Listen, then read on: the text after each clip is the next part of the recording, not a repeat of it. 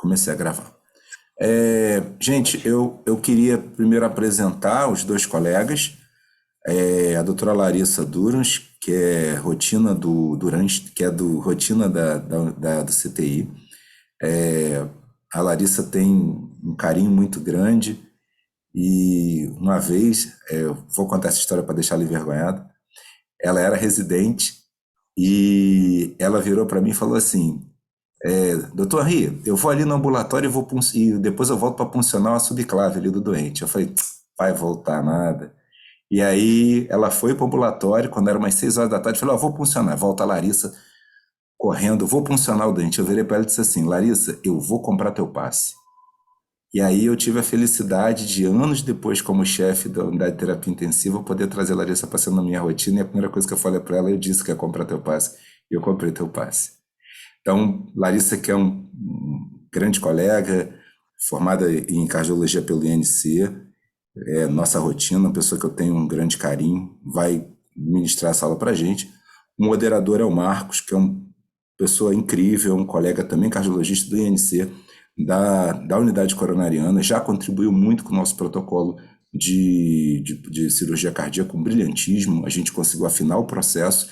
Não só o protocolo foi muito bem feito, como o protocolo gerou uma melhoria, uma mudança no atendimento dos nossos pacientes. Queria agradecer a vocês dois pela disponibilidade, pela aula, e é tudo de vocês agora. Bom, gente, boa noite. Então, eu gostaria de agradecer o convite, à sessão de hoje. Agradecer, claro, a presença de todos vocês. E a sessão de hoje é sobre coronarianas para o intensivista, tá?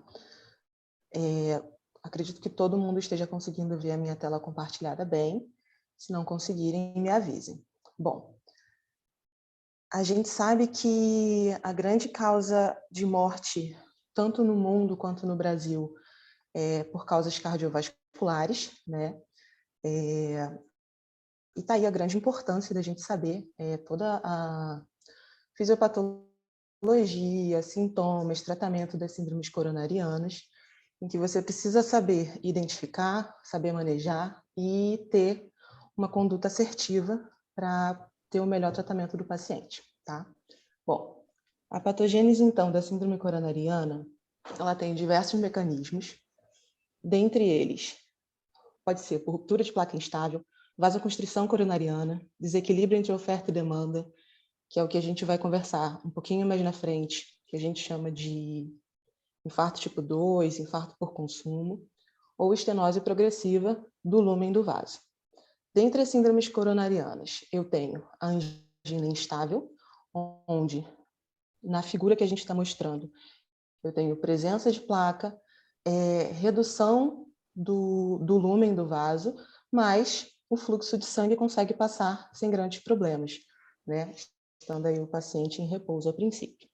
Tenho um infarto sem supra, onde eu tenho a placa, mas por meio de ruptura de placa, ulceração, algum processo inflamatório na placa, eu tenho uma reação inflamatória e diminuição do lúmen, diminuição da passagem de sangue através daquele vaso, mas ainda assim com passagem de sangue através do mesmo. E o infarto com supra, onde eu tenho a fisiopatologia bem parecida com o infarto sem supra, mas ao invés de ter uma estenose, uma redução do lúmen parcial, eu tenho uma oclusão total do vaso, tá? E assim, a dor torácica, a gente sabe que ela tem várias apresentações. A gente sabe que cerca de 50% dos quadros de dor torácica nas emergências são de causas não cardíacas, mas é super importante que, dentre as dores torácicas, a gente saiba identificar se aquela dor torácica que está sendo avaliada está ou não relacionada a uma síndrome coronariana aguda, onde a gente deve ter um manejo, uma conduta assertiva, que a gente possa ser atendido e tratado da forma mais rápida, da melhor forma possível, já que o mau tratamento da síndrome coronariana naquele paciente vai trazer implicações, muitas vezes implicações sérias, em relação à parte cardiovascular dele, tá? Então, assim, no manejo da dor torácica, a gente tem que avaliar o tipo de dor e investigar caráter, localização, intensidade, irradiação, duração e fatores associados. E aí, tanto fatores de melhora quanto fatores de piora, tá? A gente tem uma classificação de dor que, de uma maneira assim bem sumária, a gente pode classificar em dor torácica típica, dor torácica atípica e dor torácica não cardíaca. A típica está relacionada a desconforto ou dor retroesternal, pode ser desencadeada por exercício, por esforço ou estresse emocional, e geralmente aliviada com repouso e uso de nitrato, tá? A atípica precisa de 2 fatores dos relacionados acima, e a dor torácica não cardíaca, um ou nenhum das características relacionadas à angina atípica. Geralmente, na maior parte dos casos, a apresentação das síndromes coronarianas vão estar relacionadas a uma dor torácica típica. Mas a gente tem uma grande parcela de pacientes que, embora estejam apresentando síndrome coronariana aguda, não vão estar apresentando os sintomas típicos. Dentre eles, os principais grupos são os pacientes idosos, então bastante atenção à parcela de pacientes idosos, que são cada vez mais crescentes aí no hospital, com o envelhecimento da população, mulheres, pacientes diabéticos e pacientes com doença renal crônica. Bom, continuando, aqui é só mais um quadro que está relacionado à classificação dos tipos de dor, semelhante ao quadro que a gente apresentou anteriormente. Dor tipo A, definitivamente anginosa, onde, assim, praticamente dá o diagnóstico de certeza de síndrome coronariana aguda. Dor do tipo B, provavelmente anginosa, onde a principal suspeita é síndrome coronariana aguda, mas eu preciso de alguns exames complementares para confirmar isso. Dor torácica do tipo C, provavelmente não anginosa. Preciso também de exames complementares para confirmar ou não essa minha hipótese. E dor do tipo D, definitivamente não anginosa, onde a probabilidade de síndrome coronariana aguda é bem pequena. Continuando no manejo da dor torácica, além da avaliação das características da dor, eu tenho que ter uma avaliação mais pormenorizada do paciente, avaliar a história patológica pregressa, escolher muito bem a história, fazer uma boa anamnese do paciente em relação a fatores de risco associados àquele paciente, se é um paciente hipertenso, diabético, tabagista, dislipidêmico, se tem uma história familiar associada. E a história familiar é parente de primeiro grau, atentar principalmente se é uma história familiar precoce, ou seja, algum parente de primeiro grau, mulher com acometimento abaixo de 60 anos, homem com acometimento abaixo de 50 a 55 anos, tá? Quando o paciente tem uma história familiar precoce, isso aumenta mais ainda o risco dele. Se é um paciente sedentário, uso de medicações prévias, se é um paciente que já faz uso de medicações que estão relacionadas a paciente coronariopata, se é um paciente que já faz uso de medicações relacionadas à doença coronariana e ainda assim faz um evento, é um paciente que provavelmente ou potencialmente tem aí uma possibilidade de evoluir com maior gravidade, um prognóstico pior. Existência de possíveis eventos hemorrágicos prévios, uma vez que o paciente apresentando síndrome coronariana aguda, provavelmente ele vai ter que ser duplamente antiagregado, eventualmente anticoagulado, então, ou seja, um aumento do risco de sangramento desse paciente. Então, é ideal que a gente tenha uma ideia prévia se esse paciente já teve algum sangramento, se ele tem um risco maior de sangrar, baseado no que vai ser feito nas condutas que vão ser tomadas posteriormente. Alergias medicamentosas, e aí uma alergia importante de se saber é se é um paciente alérgico ou não à aspirina. E assim, todas as informações muito importantes para que você possa avaliar a dor do paciente, tentar traçar o que pode ser aquela dor, se é um paciente de muito alto risco, de baixo risco, para a doença coronariana, tá? Em relação ao exame físico, o exame físico geralmente é um exame físico normal. Claro que há casos mais extremos, em que o paciente pode apresentar algum tipo de instabilidade, instabilidade tanto hemodinâmica, instabilidade respiratória, faces de dor, né? Geralmente a dor do infarto costuma ser uma dor importante, paciente mais sudoreico, taquipneico, e aí a gente tem uma escala que, assim, precisa só do exame físico, exame físico, né, minimamente, para a gente poder ter, pelo menos inicialmente, uma ideia de como é que está aquele paciente, a escala de Killip, que está relacionada à mortalidade que aquele paciente pode apresentar evolutivamente. QLIP 1, sem congestão pulmonar, geralmente o paciente estável. QLIP 2, o paciente pode apresentar aí uma terceira bulha cardíaca, B3, crepitações pulmonares, onde a mortalidade já aumenta. Evolutivamente, QLIP 3, em que há a presença de sinais de edema agudo pulmonar, também com aumento da mortalidade. E QLIP 4, que é a apresentação mais grave, onde o paciente cursa com choque cardiogênico, e aí com uma mortalidade altíssima, cerca de 81%.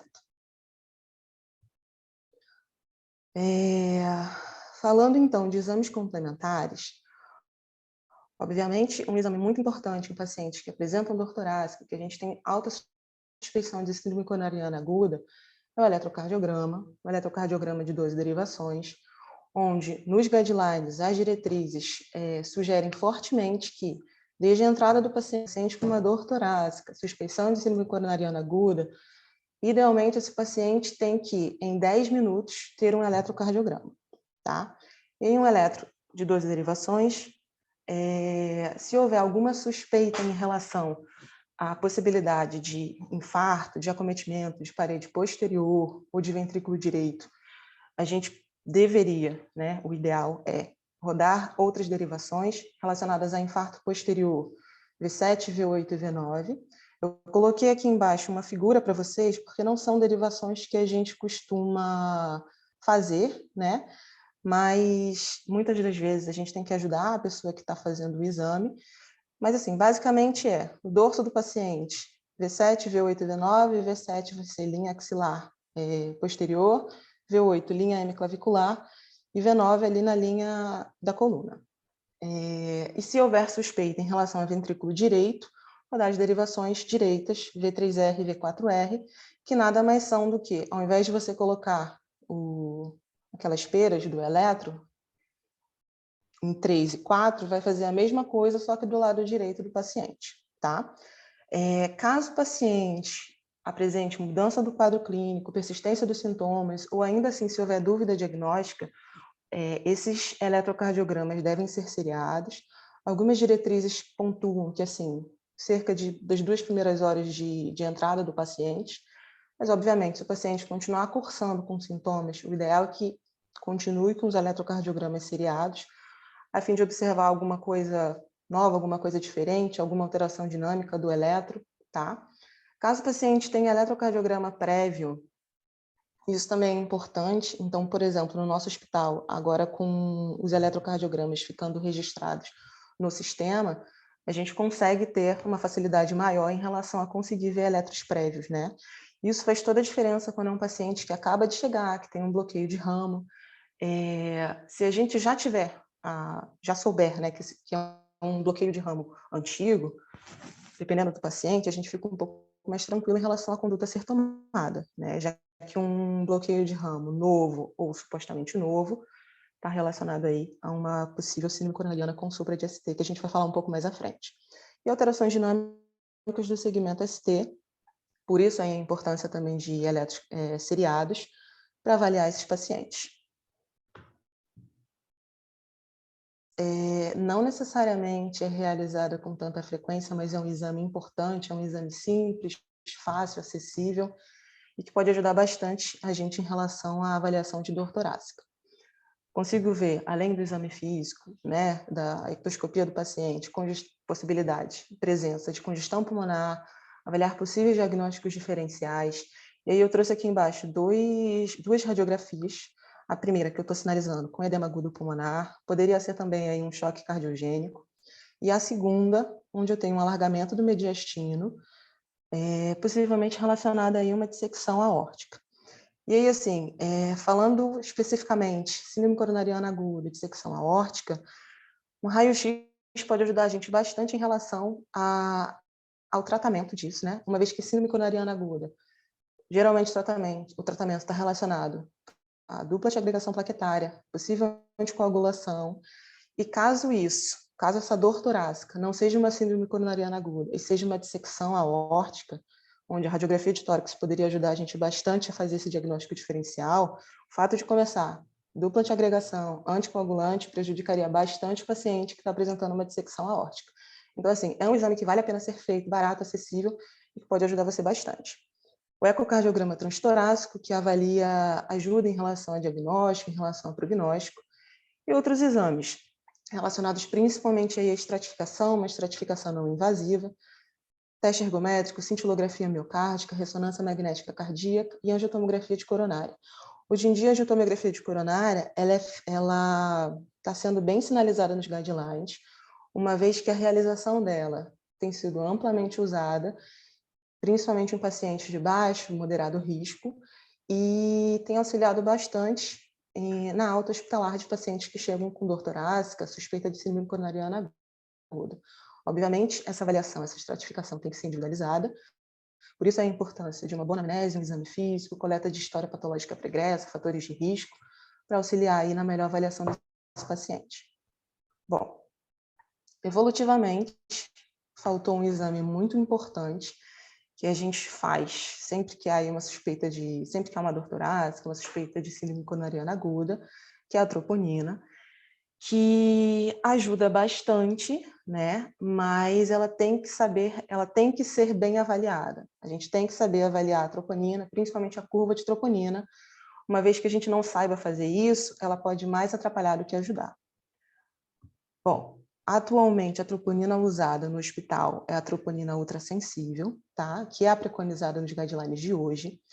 E ainda há hospitais que trabalham com a troponina convencional, mas a mais indicada, a princípio, é a ultrassensível, tá? E é super importante, pelo menos 2 medições e a avaliação da curva de troponina. Então, assim, idealmente, se o hospital apresenta a troponina ultrassensível, a princípio não há necessidade de pedir outros biomarcadores. Não tem necessidade de pedir CPK, CKMB, mibina. A troponina ultrassensível já seria o suficiente para avaliar aquele paciente, tá? Idealmente, solicitar a primeira troponina na chegada do paciente, na hora zero. Idealmente, 2 horas depois, e o resultado dessa troponina não deve exceder mais do que 60 minutos, tá?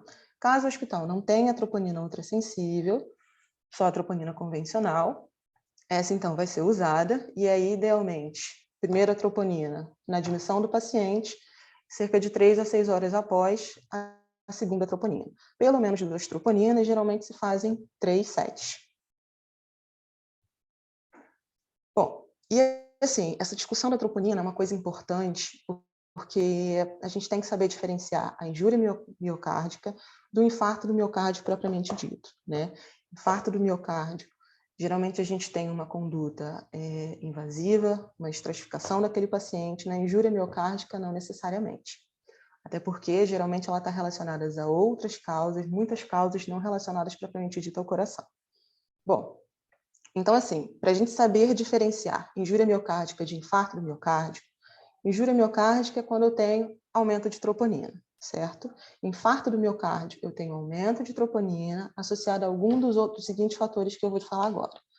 Sintomas isquêmicos típicos, nova alteração no eletro, que deve ser realizada aí a cada 15 a 30 minutos em pacientes suspeitos nas primeiras 2 horas, aí a importância, então, de eletros seriados, presença de supra, e aí dentre as alterações no eletrocardiograma, presença de supra de ST em 2 derivações contíguas, pelo menos 1 milímetro, ou seja, um quadradinho, devendo aí ter atenção às derivações de V2 e V3, porque dependendo do paciente, isso muda, tá? Ou seja, mulheres acima de 1,5 milímetro, homens maiores de 40 anos acima de 2 milímetros e homens menores de 40 anos acima de 2,5 milímetros. Isso em V2 e V3. Infra de ST típico, em 2 derivações também contíguas. Onda T negativa, um novo BRE ou BRD, e aí atenção a essa parte, porque nas diretrizes mais antigas, a princípio, a síndrome coronariana aguda estava relacionada ao aparecimento de um novo ou supostamente novo BRE, e nas diretrizes mais recentes, o BRD também foi incluído. Não frequência cardíaca dependente. Surgimento de ondas Q patológicas, exame de imagem mostrando alteração nova de miocárdio, por exemplo, um ecocardiograma que mostre uma disfunção sistólica de VE, uma alteração segmentar, isso associado a um contexto de dor torácica, associado a uma troponina positiva, configura um infarto agudo do miocárdio. Uma trombose coronariana evidenciada no cateterismo em autópsia. E, falando propriamente dita da injúria miocárdica, ela está relacionada, pode estar relacionada, na verdade, não necessariamente relacionadas ao coração. Uma IC descompensada, uma taquicardiomiopatia, a própria doença renal crônica, sepse. A gente costuma ver bastante no CTI muitos pacientes que estão em sepse grave, choque séptico, que cursam com aumento de troponina, e isso pode deixar algumas pessoas mais confusas. A própria anemia, AVC, miocardite e vários outros exemplos. Aqui a gente tem a quarta definição universal do infarto. Um pouquinho mais para frente, o Marcos vai fazer alguns comentários em relação a isso, onde eu tenho assim, uma classificação do infarto baseado na causa dele também, né? O tipo 1, que está relacionada a uma complicação, ruptura, ulceração da placa aterosclerótica. O tipo 2, que é o infarto por consumo, que a gente costuma ver bastante relacionado a sepse, a um paciente que está muito inflamado, metabolicamente muito alterado. Tipo 3, relacionado à morte súbita. Então, geralmente, o tipo 3 é visto geralmente em autópsia, necrópsia. Tipo 4, relacionado à angioplastia em si. E aí eu tenho subtipos desse tipo 4. O tipo 4B, que está relacionado à trombose do stent, que é um quadro bem dramático, geralmente agudo, relacionado à colocação do stent, e pouco tempo depois, trombose do mesmo. Então, geralmente, cursa com bastante instabilidade, um paciente com um estado geral ruim. E tem o tipo 4, 4C, que está relacionado à restenose do stent, que aí é uma coisa mais tardia, mais demorada, que está relacionada a, evolutivamente, diminuição do lumen do stent, tá? E a tipo 5, que está relacionada à cirurgia de revascularização miocárdica. Bom, tudo isso que a gente conversou até agora, para a gente pensar em relação à síndrome coronariana aguda, mas como eu falei inicialmente, cerca de 50% dos casos de dor torácica nas emergências estão relacionados a causas não cardíacas. Então, aqui eu trouxe um quadro onde a gente traz alguns diagnósticos diferenciais relacionados a possibilidades de dor torácica, não necessariamente de causa cardíaca. Embolia pulmonar, pneumotórax, acometimentos do trato gastrointestinal, úlcera péptica, pancreatite, a própria dissecção aórtica que a gente conversou quando comentou em relação à importância da radiografia de tórax, causas ortopédicas, trauma torácico, costocondrite, herpes zoster e anemia. Só para a gente, assim, é claro que é importante a gente sempre ter em mente síndrome coronariana aguda, até porque a gente precisa de um diagnóstico rápido, uma conduta, uma programação rápida, um tratamento rápido, mas tem em mente também outras possibilidades, outros diagnósticos diferenciais. Só um minutinho, gente.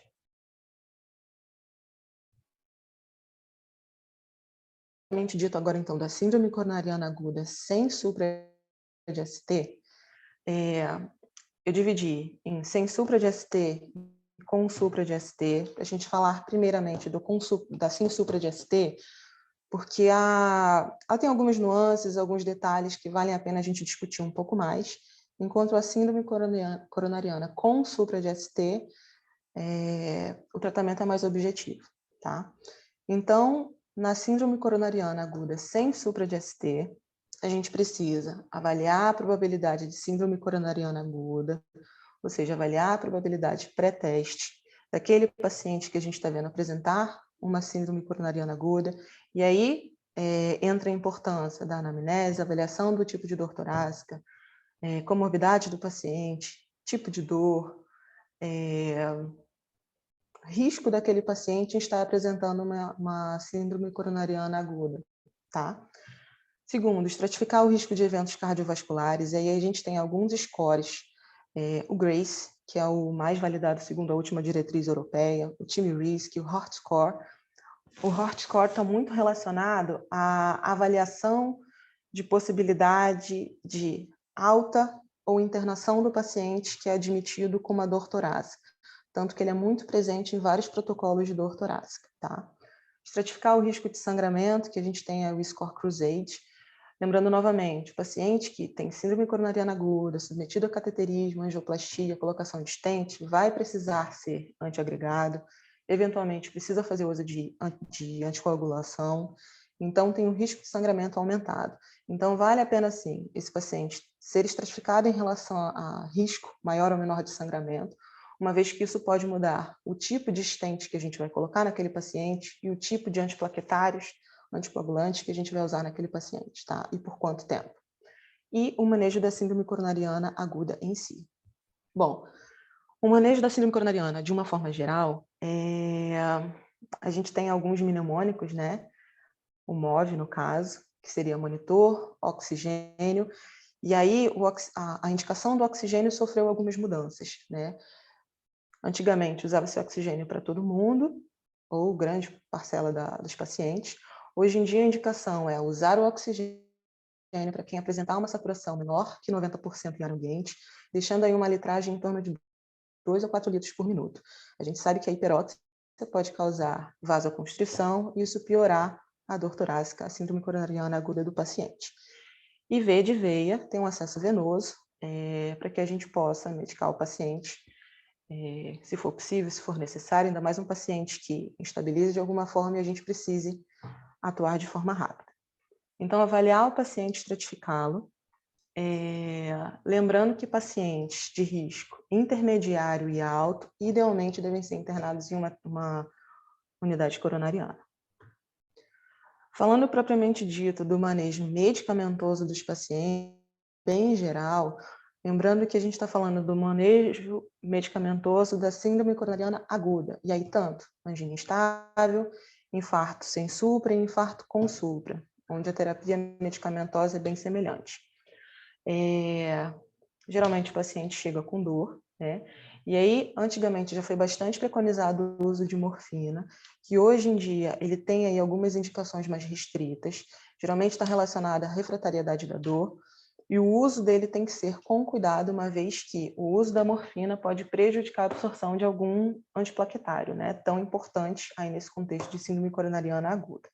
Alguns pacientes apresentam-se mais ansiosos, com queixa de falta de ar, e os guidelines sinalizam que, assim, nesses pacientes que se mostram mais ansiosos, está sim indicado o uso de benzodiazepínicos a fim de tentar deixá-los mais calmos, mais tranquilos, tá? 2, nitrato. Nitrato também já foi amplamente utilizado, fazia inclusive parte de um mnemônico que não era um MOV, né, mas um mnemônico bem parecido. Ele está relacionado à melhora da perfusão coronariana, consequentemente melhora da sintomatologia, só que alguns cuidados devem ser tomados também no uso do nitrato, como, por exemplo, voltando aí à investigação da história patológica pregressa do paciente, avaliar se é um paciente que faz uso de inibidor da fosfodiesterase 5, ou seja, sildenafil, tadalafil, porque caso esse paciente tenha feito uso, principalmente sildenafil nas últimas 24 horas ou tadalafil nas últimas 48 horas, está contraindicado o uso do nitrato, porque o uso dessas medicações em conjunto pode fazer sinergismo e aí potencializar uma hipotensão no paciente. E uma outra coisa importante, uma outra nuance que a gente tem que ter atenção, pacientes com suspeita de infarto de IVD, ou seja, alterações ali em parede inferior, alterações ali em derivações direitas, associada à hipotensão. O nitrato também não é uma droga que deva ser usada, porque também pode potencializar a hipotensão desse paciente.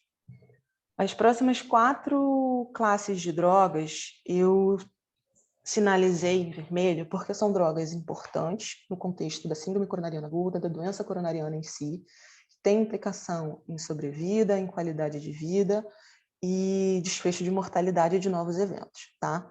Dentre elas, os beta-bloqueadores.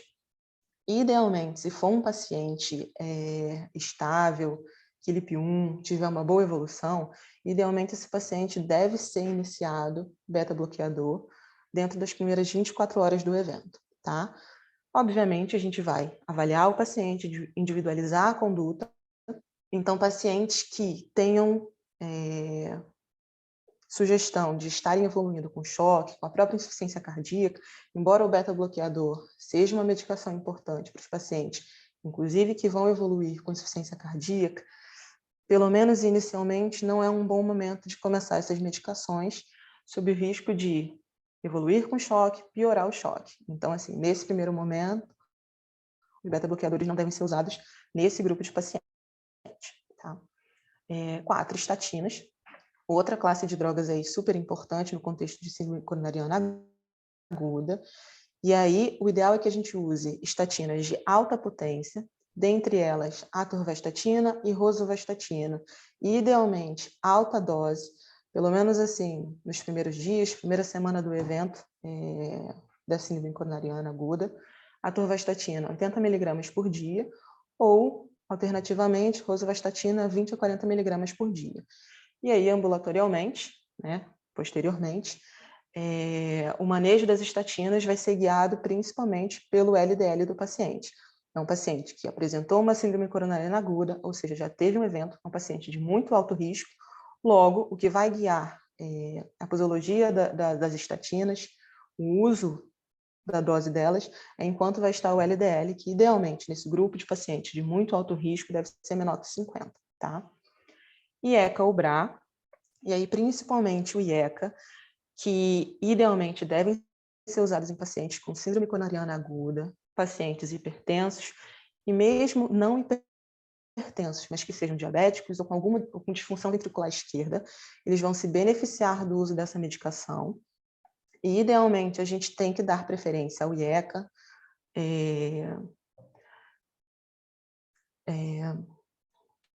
preferencialmente ao IECA, e aí reservando o uso do BRA, losartana, valsartana, para pacientes que tenham intolerância ou algum grau de contraindicação ao IECA, tá? Geralmente tosse, uma tosse seca, tem alguns pacientes que de fato não conseguem tolerar o uso do IECA.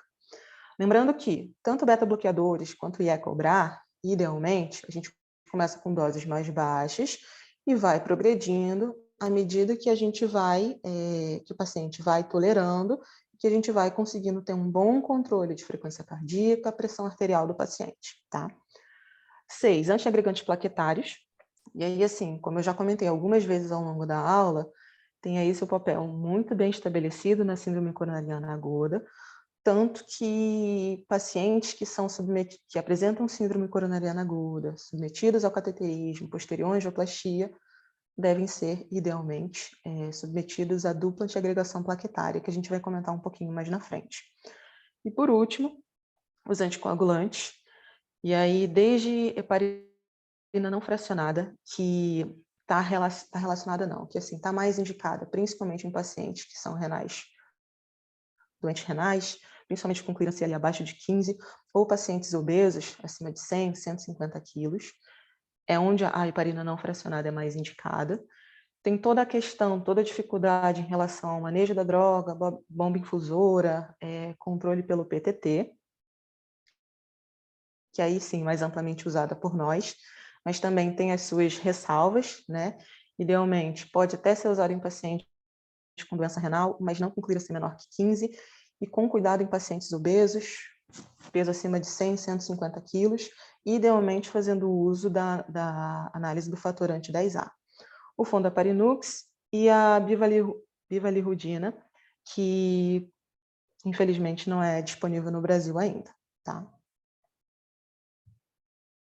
Falando propriamente dito dos antiplaquetários, e aí, uma vez que eles são tão importantes no manejo da síndrome coronariana aguda, a gente tem, na verdade, mais do que esses 4 que eu estou apresentando, mas esses são os 4 mais utilizados a princípio. A aspirina, amplamente conhecida, geralmente é a primeira medicação que a gente faz no protocolo de dor torácica. Dose de ataque de 162 a 325 miligramas, geralmente é feita 200 miligramas, sendo a dose de manutenção diária de 81 a 100 miligramas por dia. O clopidogrel, e aí a gente tem a dose de ataque que varia desde 300 a 600 miligramas. 600 miligramas, principalmente em pacientes com risco trombótico alto e um baixo risco de sangramento, e com uma dose de manutenção de 75 miligramas por dia, tá? Em algumas diretrizes, há algumas ressalvas em relação a não fazer dose de ataque para pacientes acima de 75 anos, mas há algumas que liberam, sim, o uso da dose de ataque de 300 miligramas mas sendo super importante avaliar esse risco-benefício em relação a risco trombótico, risco de sangramento. As últimas duas drogas, ticagrelol e prasugrel, são da mesma classe do clopidogrel, inibidores da P2Y12, drogas mais novas, e aí com potencial antitrombótico maior, mas em contrapartida com um potencial de sangramento também maior, e também associados a um maior custo. O ticagrelol, a dose de ataque é 180 mg, de manutenção 90 mg de 12 em 12, e o prasugrel, 60 mg dose de ataque, e manutenção 10 mg por dia. Só uma ressalva em relação ao prasugrel, é um antiplaquetário que só pode ser feito depois que houver conhecimento da anatomia coronariana, tá?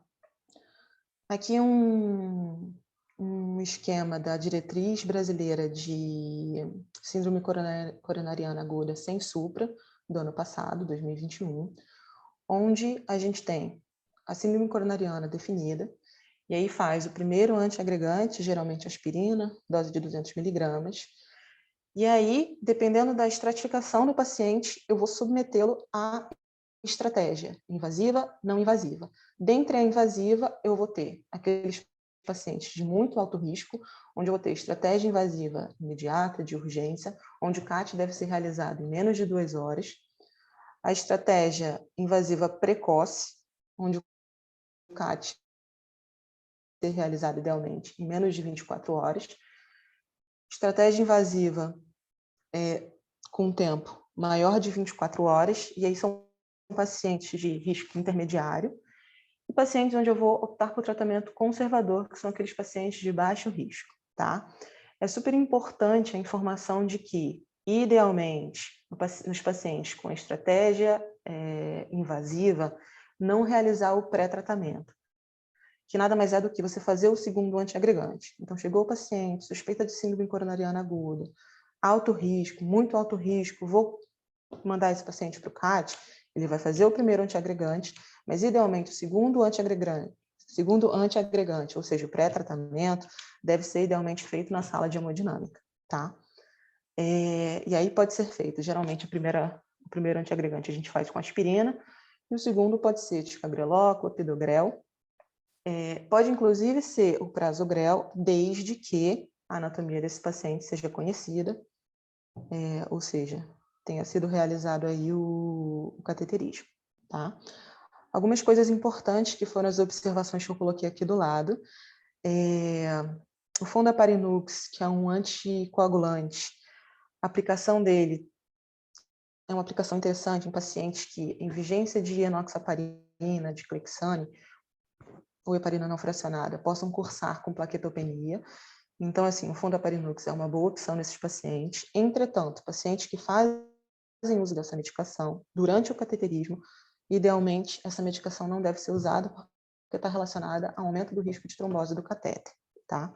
E a segunda observação que eu coloquei, geralmente aí no âmbito de terapia intensiva, quando a gente recebe um paciente que angioplastou, e aí está fazendo 2 antiagregantes, geralmente um deles é o clopidogrel, né? Mas isso assim, estendendo aos outros inibidores da P2Y12, obviamente, o paciente que está duplamente antiagregado vai ter um risco maior de sangramento do trato gastrointestinal. Então, é de praxe que a gente faça uso de inibidor da bomba de próton, e aí, preferencialmente, a gente deve usar pantoprazol, se não houver, esomeprazol, e aí, em última opção, o omeprazol, uma vez que ele tem interação medicamentosa com os inibidores da P2Y12, que é uma enzima, que no caso é o ticagrelor, clopidogrel e prasugrel, e ele pode ter interação medicamentosa. Então, idealmente, se você puder optar, prescrever pantoprazol para esse tipo de paciente.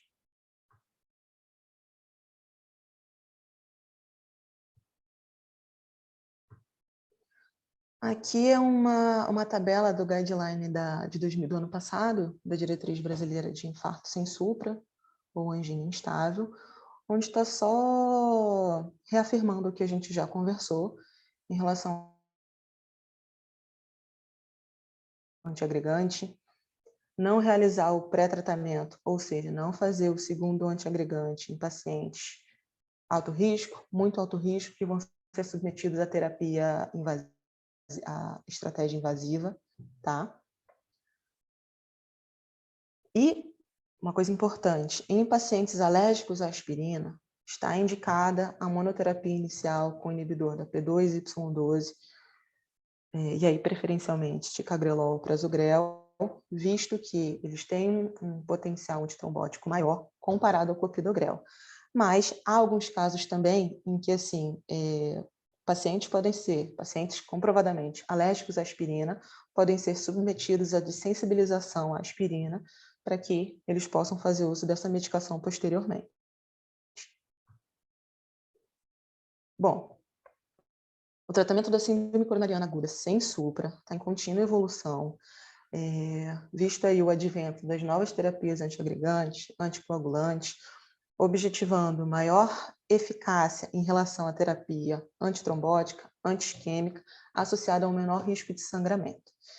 E aí é importante, sim, que a gente tenha uma abordagem terapêutica correta, eficaz, assertiva, baseada tanto na necessidade, tanto na submissão a intervenções, caso isso seja necessário, bem como a associação de medidas preventivas a fim de auxiliar, auxiliar os pacientes a reduzir a morbimortalidade dos mesmos, tá? Então, só recapitulando, paciente com dor torácica, a gente precisa identificar se é uma dor torácica relacionada à síndrome coronariana aguda ou não. Uma vez que ela está relacionada à síndrome coronariana aguda, estratificar esse paciente quanto a muito alto risco, risco intermediário ou baixo risco. E aí essa classificação, ela diverge um pouco dentre as diretrizes. Na diretriz brasileira, ela classifica dessa forma: muito alto risco, risco intermediário e baixo risco cardiovascular. Já na diretriz europeia, ela retirou esse paciente de risco intermediário. Então, ficou só muito alto risco e baixo risco. E dependendo do risco do paciente, o tipo de estratégia, seja ela invasiva, seja ela conservadora, não invasiva.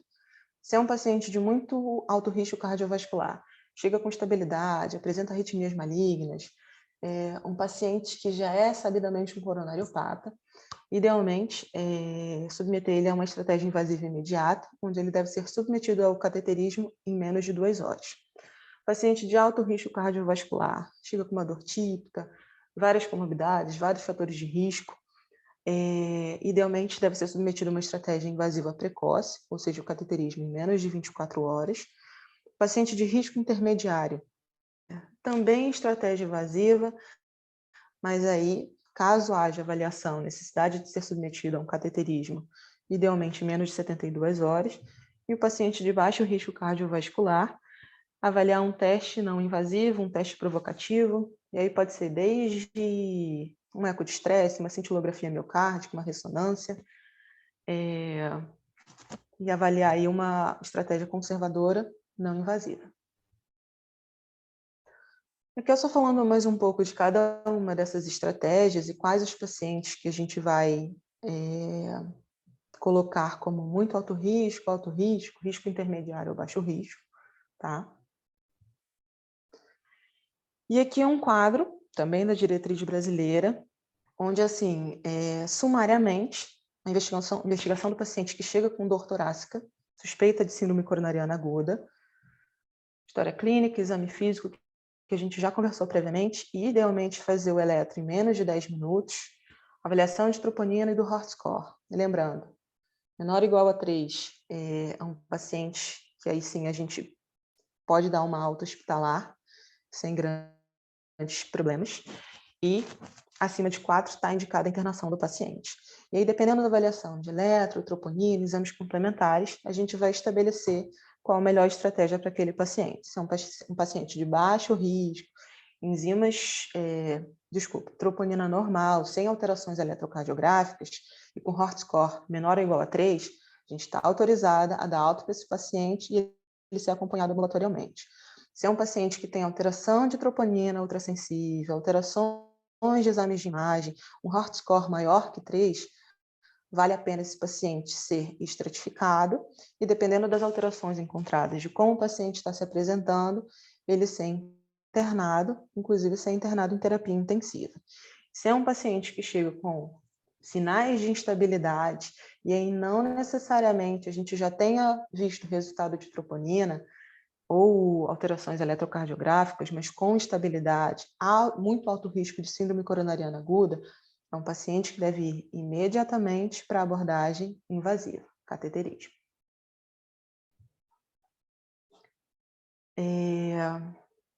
Aqui está só exemplificando, né, o que eu falei em relação ao paciente de muito alto risco, estabilidade, choque cardiogênico, arritmias malignas, complicações mecânicas do infarto, insuficiência cardíaca aguda. Bom, a gente conversou um pouco sobre síndrome coronariana aguda sem supra de ST. Só para recapitular, muitas nuances, vários cenários. Então, o paciente tem que ser avaliado, estratificado, avaliado o risco trombótico, risco de sangramento e o possível manejo clínico, a conduta, né, desse paciente. Em relação, embora a gente pode dizer que seja um quadro mais dramático, né, ele é um quadro em que a gente tem condutas mais objetivas, né? Não tem tantas nuances quando a síndrome coronariana aguda sem supra. Sabendo que, só recapitulando, o infarto com supra, eu tenho uma oclusão total do vaso, e aí a necessidade de um atendimento rápido, idealmente eficaz, para que a gente possa ter menos tempo possível com esse vaso ocluído, menos tempo possível de tecido isquêmico, tecido que pode evoluir aí para necrose tecidual e seja inviabilizado. Lembrando que são marcadores de mau prognóstico na síndrome coronariana aguda com supra, o baixo peso, uma vez que a gente sabe que pacientes com baixo peso têm maior risco de sangramento, pacientes KILIP 2 ou 4, 2, 3 ou 4, 2, presença de B3, crepitações, 3, edema agudo pulmonar e 4, choque cardiogênico, presença de infarto do miocárdio prévio ou infarto de parede anterior, uma parede mais fragilizada, por exemplo, pode evoluir aí com maior facilidade para complicações mecânicas. Pacientes que apresentem na vigência da síndrome coronariana aguda com supra, taquicardia, hipotensão, e aí a gente sempre tem que avaliar o risco, a possibilidade de evolução para insuficiência cardíaca, e aí tomar mais cuidado em relação às medicações que a gente vai fazer para esse paciente, como, por exemplo, o uso do beta-bloqueador. Pacientes diabéticos, que geralmente têm ali coronárias mais finas, mais difíceis de serem abordadas, e pacientes tabagistas. Em relação ao eletrocardiograma, podemos ter as seguintes alterações. O supra de ST, né, como fala o nome da síndrome, onde eu tenho a linha de base e uma elevação do ponto J, como vocês estão vendo, ou presença de bloqueios de ramo, e aí novos ou supostamente novos. Daí a importância, caso haja disponível a avaliação de eletros prévios desse paciente, que pode ser bloqueio de ramo esquerdo ou bloqueio de ramo direito. Ambos, se novos ou supostamente novos, em pacientes onde a gente suspeite de síndrome coronariana aguda, configuram infarto com supra. Bom, esse desenho é do guideline europeu, o último guideline europeu, onde ele demonstra, idealmente, o que deve ser coronariana aguda com supra de ST, né? E aí a gente pode ter tanto atendimento pré-hospitalar, quanto por um centro que não tenha hemodinâmica disponível, quanto por um centro que tenha hemodinâmica disponível. Em todos os cenários, idealmente, desde o primeiro contato médico do paciente, idealmente, esse paciente deve ter um eletrocardiograma nos primeiros 10 minutos, desde o primeiro contato médico, tá? E aí, sendo visualizado o supra de ST, a gente tem algumas estratégias. Se é um paciente que está sendo atendido no ambiente pré-hospitalar, vai ter aí a avaliação em relação a ir para um centro que tem hemodinâmica ou um centro que não tem hemodinâmica. E aí isso faz toda a diferença em relação a qual a conduta que vai ser tomada em relação ao paciente, se ele vai ser submetido à angioplastia ou se ele vai ser submetido à fibrinólise, tá? Se eu estou num ambiente em que não tem um centro de hemodinâmica e eu consigo transferir esse paciente para um lugar com hemodinâmica e, desde o primeiro contato médico até o tempo de porta-balão, ou seja, o tempo em que o balão vai ser insuflado e colocado o stent na coronária do paciente, se esse tempo for de até 120 minutos, ou seja, 2 horas, eu opto por transferir o paciente da onde ele está, seja no ambiente pré-hospitalar, seja numa unidade de saúde que não tenha hemodinâmica. Se esse tempo, primeiro contato, colocação do stent, tiver menos de 2 horas, eu transfiro o paciente para o lugar onde tenha hemodinâmica. Se esse tempo demorar mais de 120 minutos, aí eu vou submeter esse paciente à fibrinólise. E aí, idealmente, esse tempo tem que ser menos de 10 minutos, mas podendo ser até 30 minutos. E aí, 30 minutos, desde o primeiro contato médico até a realização do tempo porta-agulha, que é a infusão do fibrinolítico, tá? E aí, se eu levo esse paciente diretamente para um centro que tenha um centro de hemodinâmica, fez o eletro, tem supra, idealmente esse paciente tem um tempo porta-balão, ou seja, um tempo desde o primeiro contato médico até insuflar o balão, colocação do stent, idealmente menor que 60 minutos, mas também é um tempo bem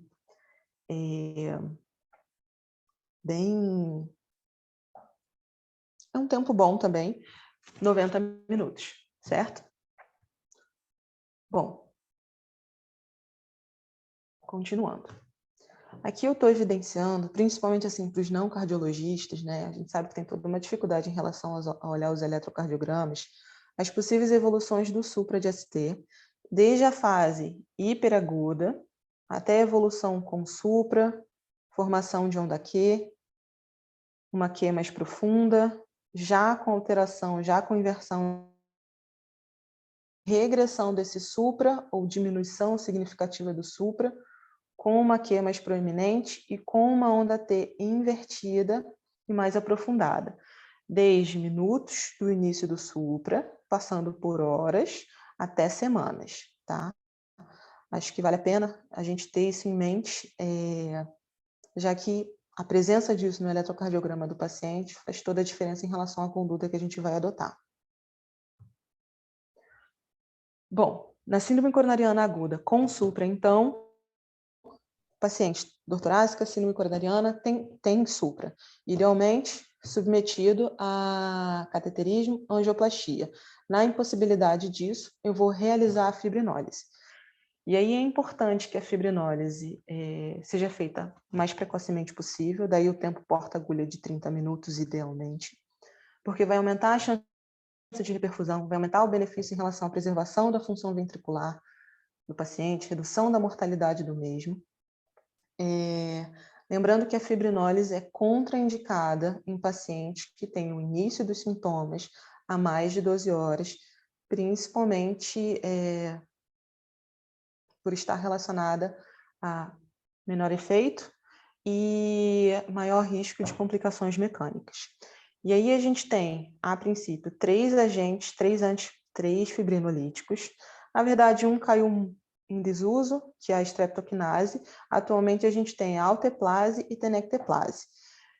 A preferência pela tenecteplase, pela facilidade de posologia dela, é um bolus único e relacionado ao peso do paciente, tá? Então, hoje em dia, a mais preconizada é a tenecteplase. Lembrando que, se eu vou submeter o paciente ao uso do fibrinolítico, eu tenho que preencher um questionário, avaliar o paciente e estar atento às contraindicações absolutas e contraindicações relativas daquele paciente que eu vou fazer o fibrinolítico, tá?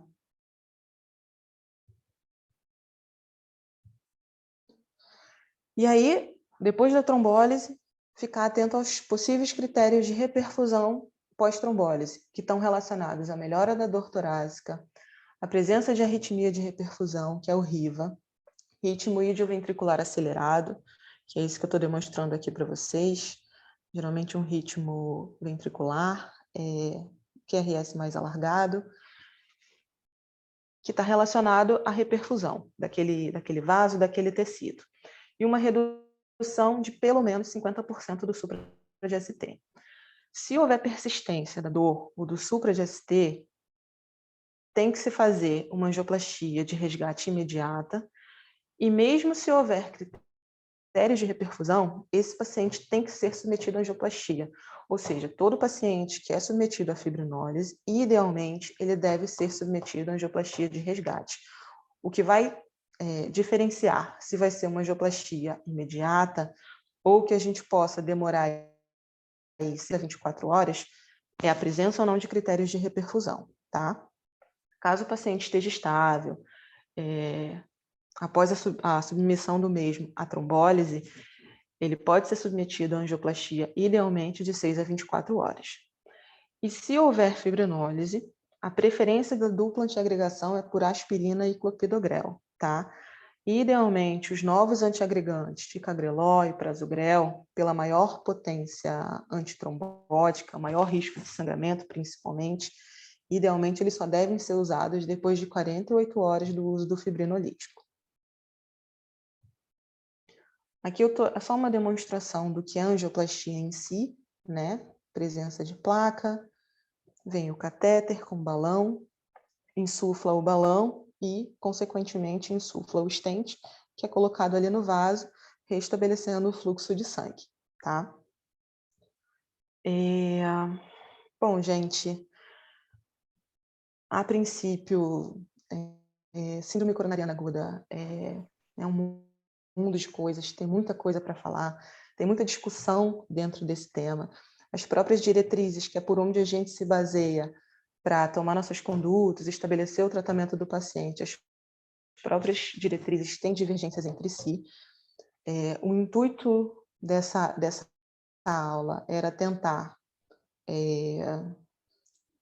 colocar alguns pontos chaves para vocês.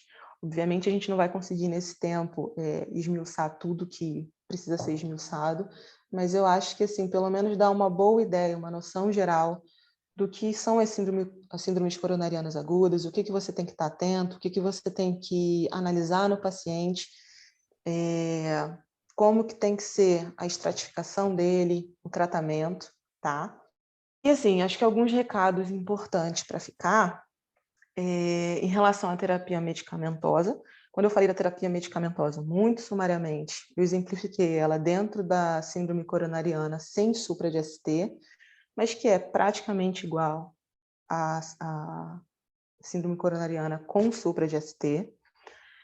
Se o paciente for submetido à angioplastia, importantíssimo, a dupla antiagregação plaquetária, o uso de estatina, e aí o uso de ECA e beta-bloqueador, entre parênteses, porque a gente tem alguns pormenores, algumas coisas a serem avaliadas. E na alta hospitalar desse paciente, além da terapia medicamentosa, coisas tão importantes quanto são a mudança no estilo de vida, ou seja, se é um paciente acima do peso, perder peso,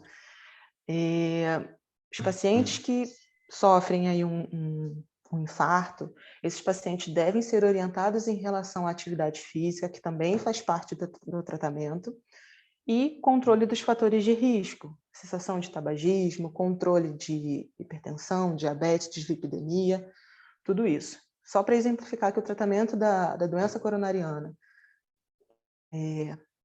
relacionada aí à síndrome coronariana aguda é multifatorial, não é só terapia medicamentosa, tá? Espero que vocês tenham gostado e acho que é isso por enquanto. Bom, boa noite a todos. Para quem não me conhece, eu sou Marcos Fernandes, sou rotina da unidade coronariana. Inicialmente, queria parabenizar a Larissa pela brilhante apresentação, é um tema enorme, né? A gente vê agora está tendo o Congresso Europeu de Cardiologia, salas e mais salas debatendo só isso, só síndrome coronariana aguda. É um tema que o cardiologista gosta de estudar e que sempre tem novidades. Todo congresso que você vai tem alguma coisa saindo. A Larissa deu um apanhado brilhante aí sobre o tema. Queria agradecer o Henri por participar da sessão, moderar aqui a sessão. O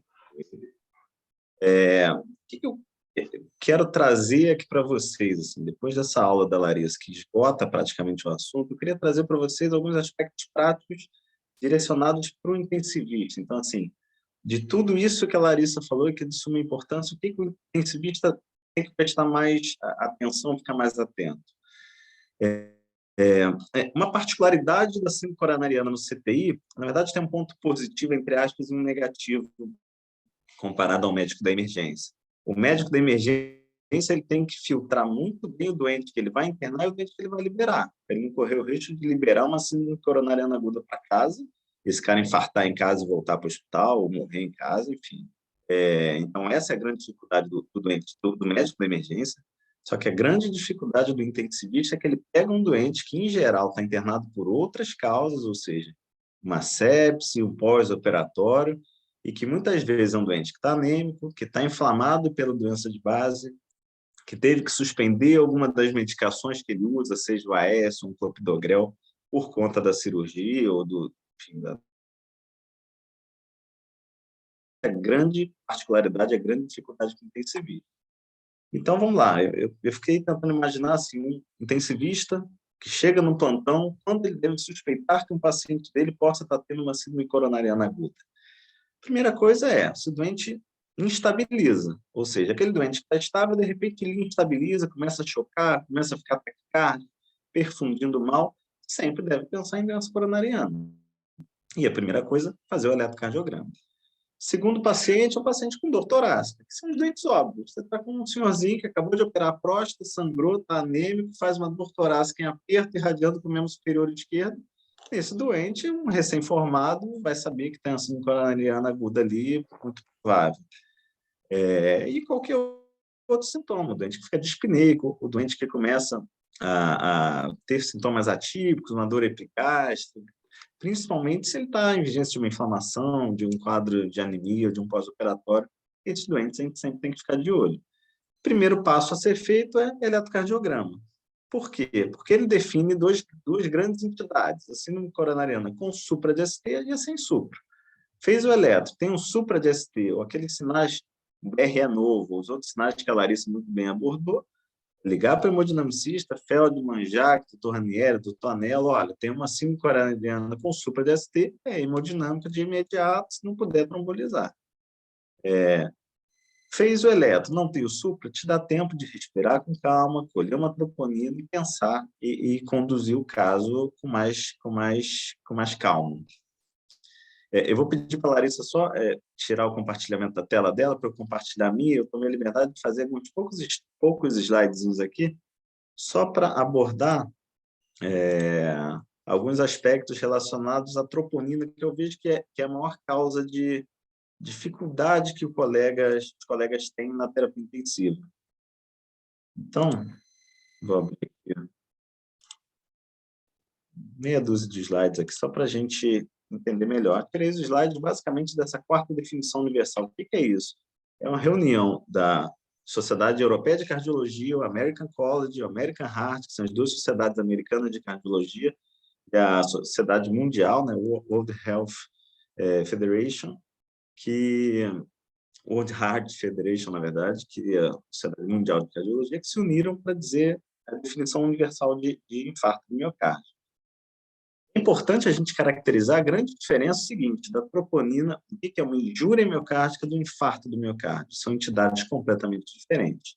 Então, a injúria miocárdica ocorre quando tem um valor de troponina acima do percentil 99, do limite superior de referência. Depois eu vou mostrar um aspecto bem prático disso no nosso dia a dia, no nosso hospital. Isso, sempre que tem essa troponina, é definido como uma injúria miocárdica. Isso é considerado aguda se tem uma elevação ou queda desses valores.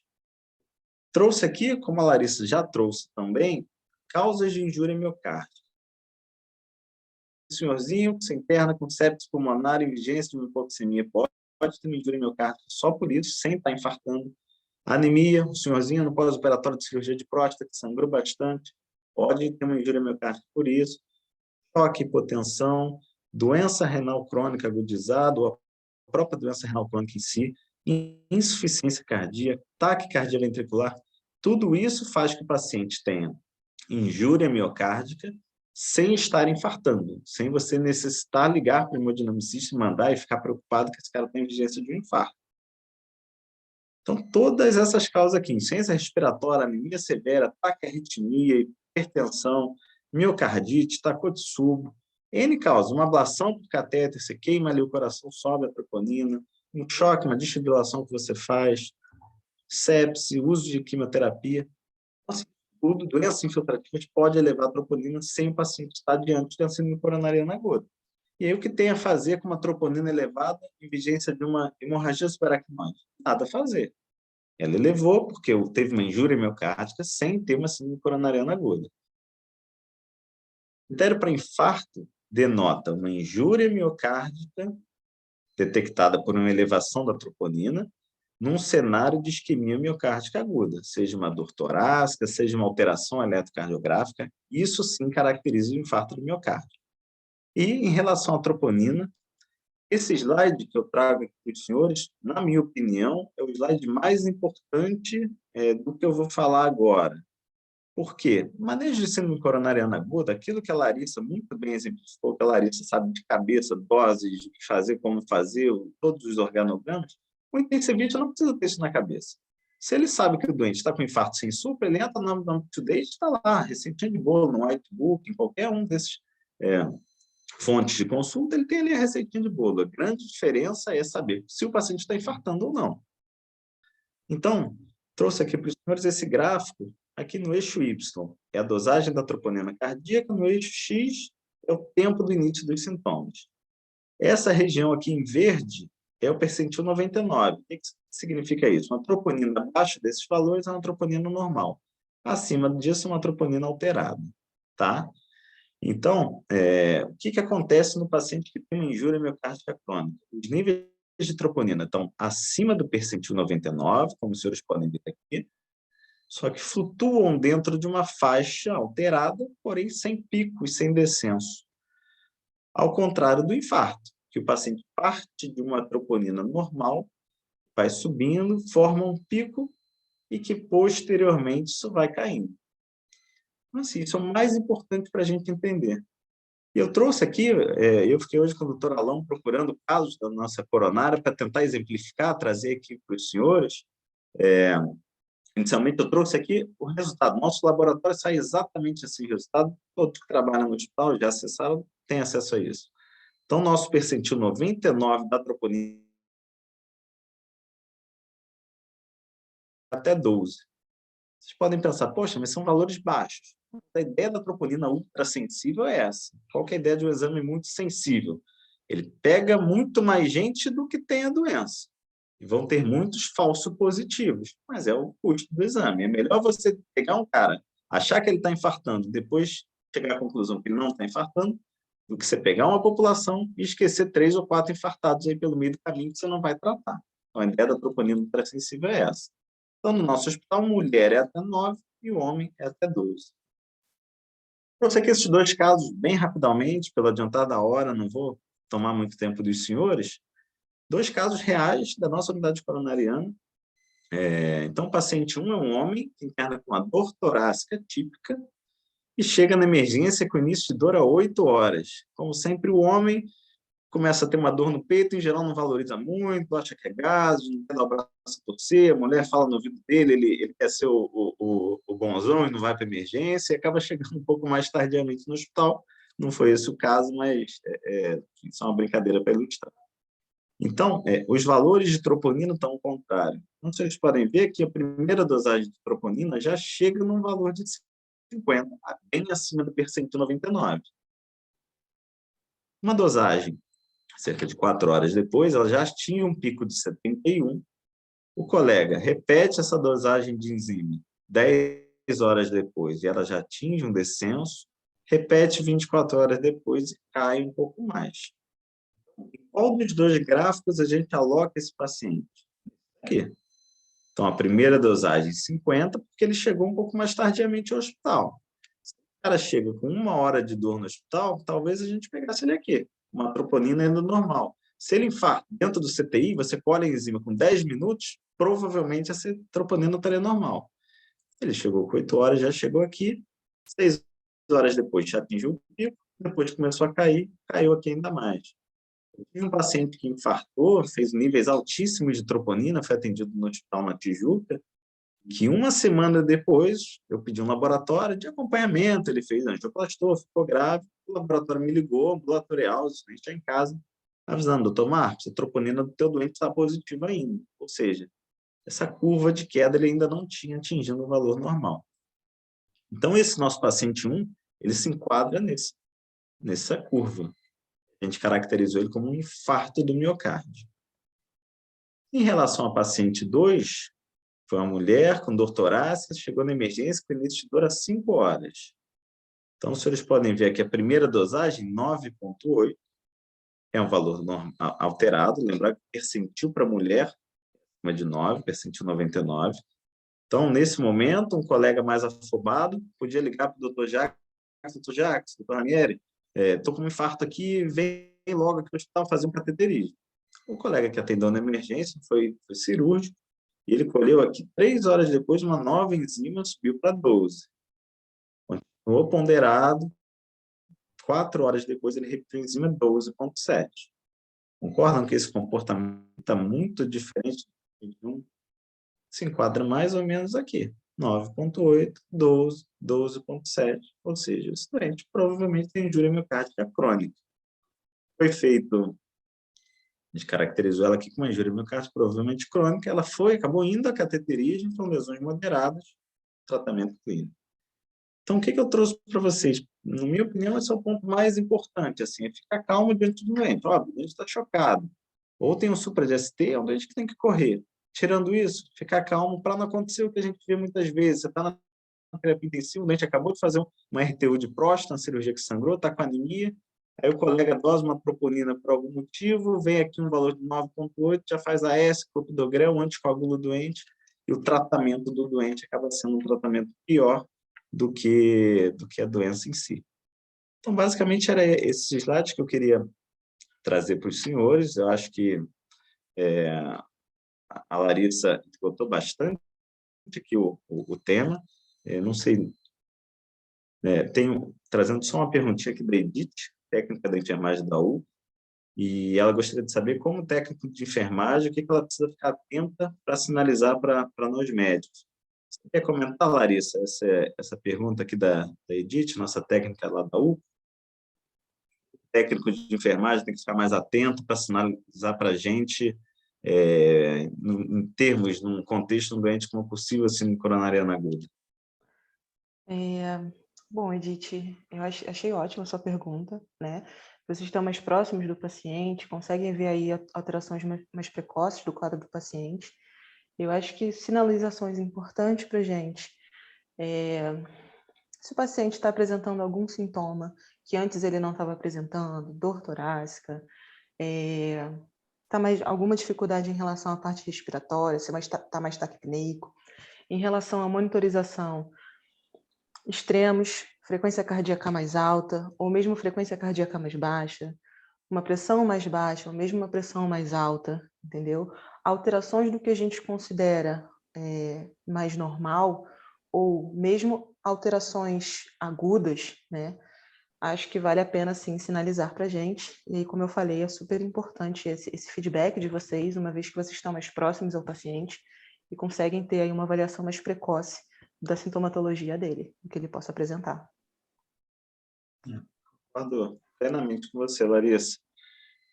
Um outro ponto, Larissa, que eu acho importante a gente falar, assim, doença coronariana é muito traiçoeira, né? Lá no Laranjeiras, a Larissa foi de lá também, a gente roda na enfermaria de coronariopatia, e, assim, impressionante a apresentação muito distinta de doença coronariana. Tem doente muito sintomático, doente pouco sintomático. Não cair na pegadinha, por exemplo, a gente chega com risco cirúrgico, você está lá diante do doente na terapia intensiva, com a dor no peito, o cara tem um teste ergométrico 4 meses atrás normal. Aí você relaxa e fala, não, ele tem um teste ergométrico de 4 meses normal, não deve ser nada. Nunca valorizar, sempre assim, essa traiçoeira que quando você para de pensar nela, quando você relaxa um pouquinho, você tem um caso que você deixa passar, que você dá uma bobeira. Então, enfim, basicamente era isso. Acho que a Larissa esgotou bem o assunto. A gente, como cardiologista, a gente gosta muito do tema, então a gente fica totalmente à disposição aí para, enfim, discussões no dia a dia, qualquer dúvida que vocês tiverem, só ligar, entrar em contato, manda o eletro, o WhatsApp facilita muito para isso. Enfim, Eu posso só fazer um comentário? Achei muito boa o que você, muito bom que você adicionou em relação especificamente à troponina, a avaliação dela, que é uma coisa que deixa os médicos, né, principalmente, bastante sensíveis, desesperados em relação, tipo, aumentou a troponina, manda esse paciente para hemodinâmica e tal. Eu acho que é muito isso que você falou, calma, sabe? Avaliar, ver qual que é o contexto, o que está acontecendo. Não necessariamente, quando você vê uma troponina aumentada, você precisa correr para levar o paciente para hemodinâmica, entendeu? Então, acho assim que você ilustrou bem esse ponto tão crítico na avaliação aí da troponina, da síndrome coronariana aguda. Sorri, você tem alguma dúvida aí? Cara, assim, eu achei as duas falas espetaculares, eu adorei a aula da Larissa, foi muito boa. Eu achei muito legal esse final, quando você discutiu a questão da troponina, e a gente tem que pensar sempre nesse negócio, a gente está frequentemente discutindo a avaliação cognitiva, a questão por que o médico solicita tanto exame e acaba se perdendo nessa quantidade de exames solicitados, e há, logicamente, uma agonia de querer tratar e tratar o paciente o mais precocemente possível. E você falou uma coisa que eu achei muito legal, que o infarto é traiçoeiro, né? Ele vem de várias apresentações, mas eu acho que é muito importante isso que você discutiu, de como ver esse paciente agudamente, e aí tomar uma decisão intempestiva e fazer alguma coisa no meio de um procedimento cirúrgico. E é isso que foi muito legal, que tanto vocês dois ressaltaram. Nossos pacientes são multifatoriais, tem várias coisas acontecendo ao mesmo tempo e podem colaborar para um quadro que pode ser interpretado de maneira errônea. Achei muito bom.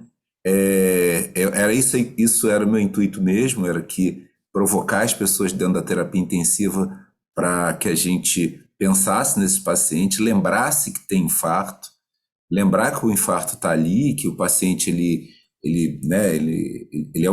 tem vários setores para darem errado ao mesmo tempo, e propor, e assim eu fiquei muito feliz e fico muito feliz dessa colaboração entre os nossos setores. Eu fico muito feliz que o Marco seja esse parceiro, essa pessoa sempre disposta a ajudar. Fico muito feliz com a Larissa, a aula foi de altíssimo padrão, adorei a aula, gostei muito, fico muito feliz. Eu queria só abrir para a plateia, se alguém tem alguma pergunta, alguém tem alguma colocação, inclusive, queira contribuir, por favor, está à disposição de vocês. Não sei se tem alguém da hemodinâmica, não sei se o Dr. Jacques, o Dr. Ranieri, né? Estavam aí, o comandante estava com... Para explicar, Os assim, se eles têm comandantes visto estavam aí, ó. muito, Tô vendo aqui, muito doutor. cate branco, né? Tô vendo o doutor Ranieri e o doutor Jacques. Vou colocar uma situação para deixar mais complicado a vida de vocês. Um paciente que tenha feito uma cirurgia neurológica, teve um sangramento, está com uma pique, e ele infartou. Ele teve alterações, a troponina subiu bastante. Como que vocês encaram esse quadro?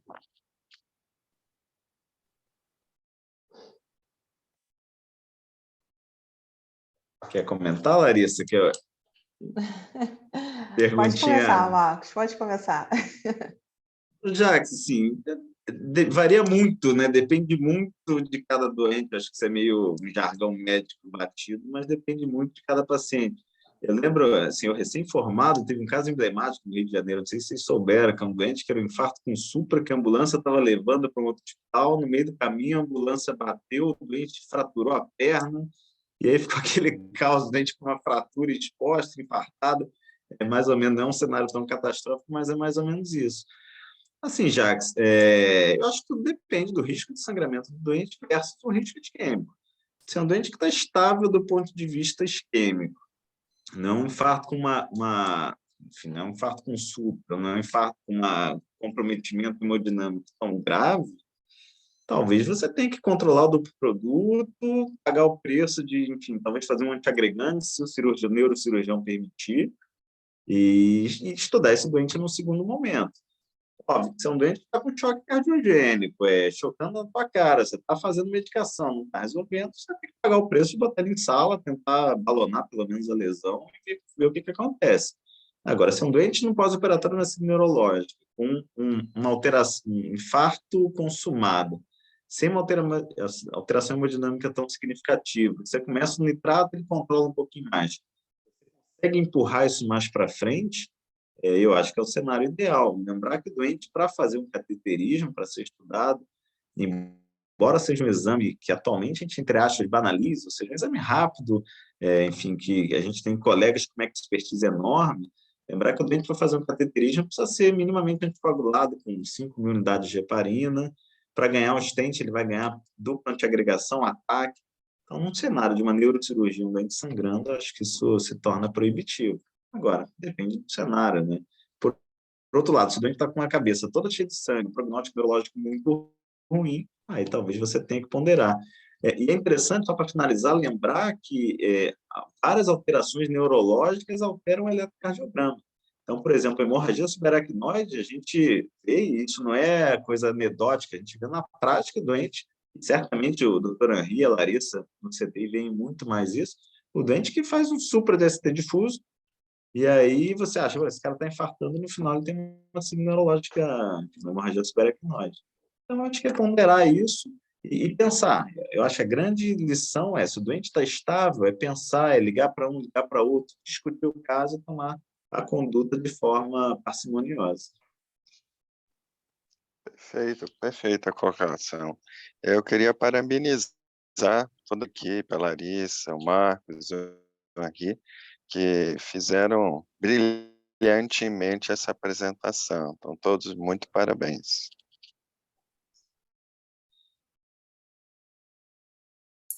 Obrigado, chefe, pela sua participação, obrigado pela presença. Queria agradecer ao senhor, doutor Ranieri, o doutor Fernando. Queria agradecer a todos os colegas, mesmo depois de um dia de trabalho, cansado, vieram aqui se atualizarem para a gente poder prestar um serviço melhor dentro do serviço.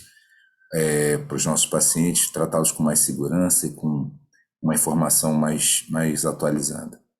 Gente, são 8h30, eu vou encerrar a sessão. Mais uma vez, vou agradecer muito a todos. Eu espero que mês que vem a gente tenha uma sessão sobre higiene do sono para melhorar e diminuir o delírio, e a gente tem depois uma sessão falando sobre cirurgia hepática. Gostaria de contar com todos aqui mais uma vez. Um grande abraço. Queria mais uma vez agradecer muito ao Marco, agradecer muito à Laricinha, que são pessoas assim da minha estima. Obrigado mesmo pela parceria, vocês são ótimos. Gente, boa noite. Amanhã estaremos todos juntos de novo, tá bom? Um grande abraço a todos. Um abraço, Henri. Obrigado. Nada, eu que agradeço, gente. Um grande abraço. Até logo.